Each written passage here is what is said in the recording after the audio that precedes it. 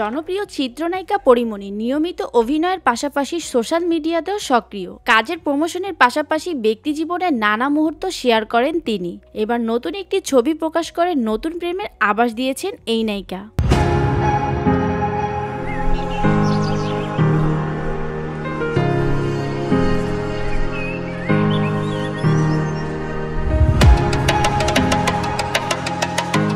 পরীমনি তার verified Facebook পেজে কালো সানগ্লাস পরিহিত একটি ছবির প্রকাশ করে ক্যাপশনে লিখেছেন, এই সানগ্লাস আমার নয়, কিন্তু সে আমার। সবাইকে জানাই শুভ শুক্রবার।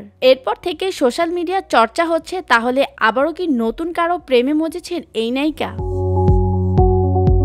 রমণীর এমন পোস্টের পর কেউ লিখেছেন পরবর্তী প্রেমিক তাহলে কে, কেউ আবার লিখেছেন সাদি আউট নিউ ইন। তবে এসব প্রশ্নের কখনো উত্তর দেননি পরীমনি। গায়ক শেখ সাদির সঙ্গে প্রেমের সম্পর্কের কথা শোনা যায় পরীমনির। এই গায়ককে পরীমনির মামলায় জামিনদার হতেও দেখা যায়। শোনা যায় তাদের সম্পর্ক ভেঙে গেছে। আবার 10 আগস্ট ঢাকায় একটি 5 তারকা হোটেলে পরীমনির ছেলে পূর্ণের জন্মদিনের আয়োজনে গায়ক সাদি ছিলেন। এদিকে সিনেমার কাজ করতে গিয়ে শরীফুল রাজের প্রেমে পড়েন পরীমনি। এরপর বিয়ে করেন তারা। এই দম্পতির একটি ছেলে সন্তানও হয়। পরে তাদের সম্পর্কে ফাটল ধরে এবং প্রায় 1.5 বছর আগে তাদের বিচ্ছেদ হয়।